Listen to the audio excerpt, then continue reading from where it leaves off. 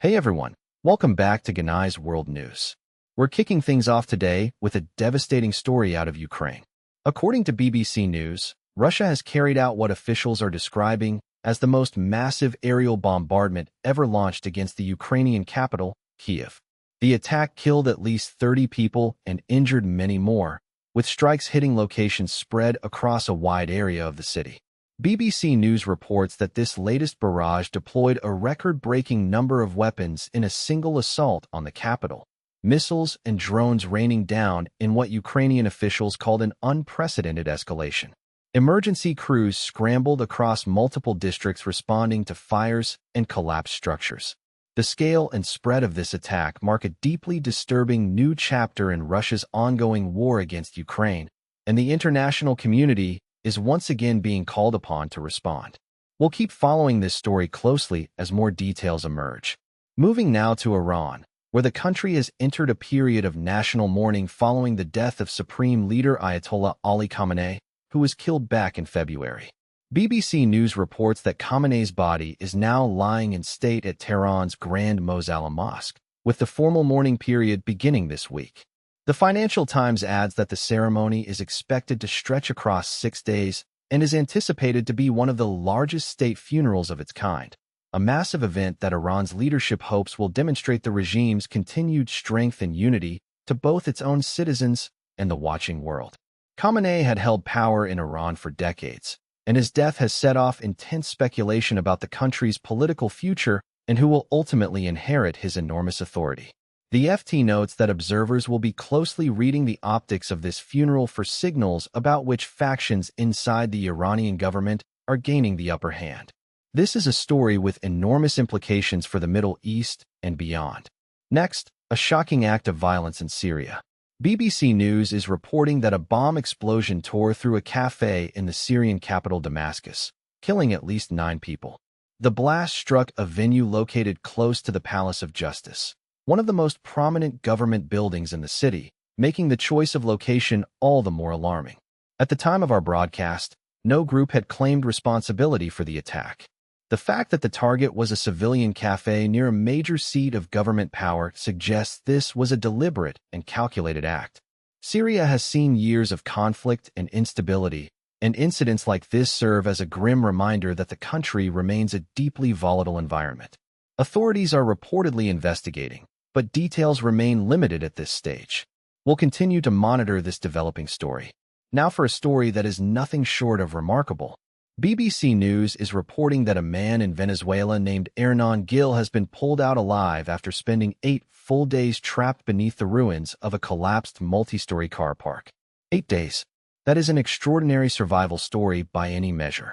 Rescue teams worked tirelessly over more than a week to locate and free Gil from the wreckage. And when he finally emerged, it was a moment of raw emotion for his family and the rescuers on the scene. Details on his current condition and how he managed to survive for that length of time are still coming in. But this is the kind of story that reminds us of the incredible resilience of the human body and spirit. Our thoughts are with Hernan and his family as he begins his recovery.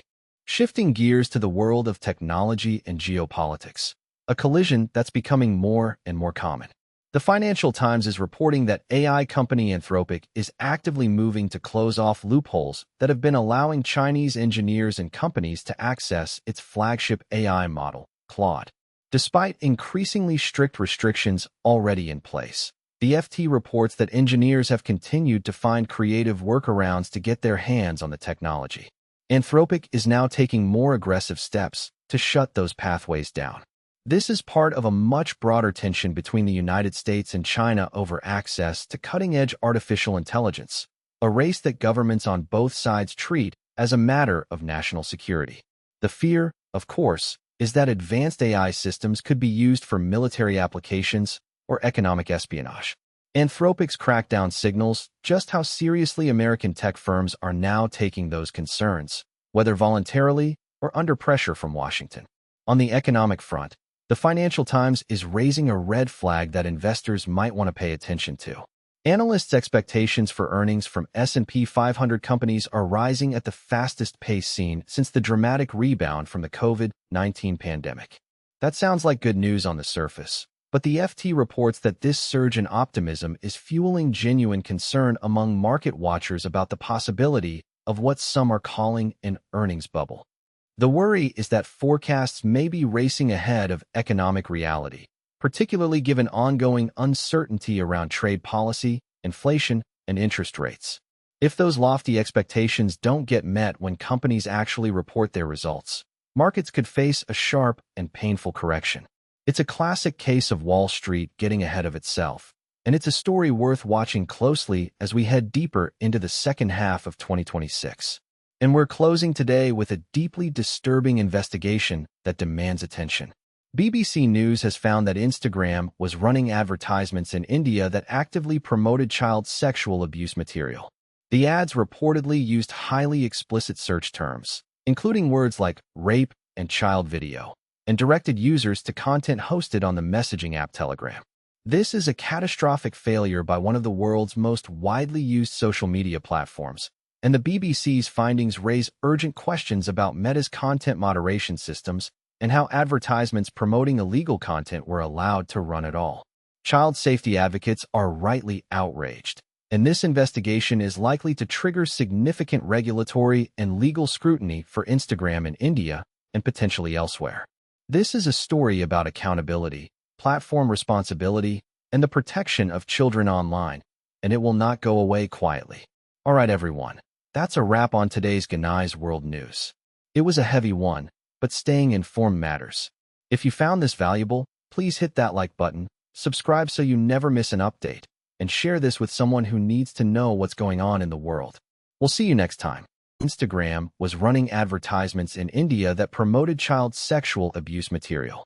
The investigation found that these ads used explicit terms, including references to rape and child video, and directed users to content hosted on the messaging platform Telegram.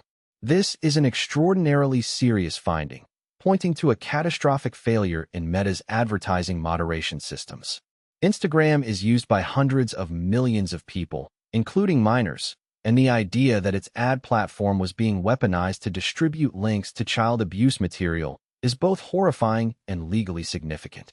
Meta, Instagram's parent company, will face enormous pressure from lawmakers, child protection organizations, and regulators following this BBC expose. The incident raises urgent questions about how platforms vet and monitor the ads they run, particularly in markets like India where the user base is massive and moderation resources may be stretched thin. Child safety online is a global issue that is not going away, and findings like this one underscore just how much more work platforms have to do. That's going to wrap up today's edition of Genai World News. If you found this video informative, please hit that like button and subscribe so you never miss a story. We'll be back with more global coverage very soon. Take care, everyone.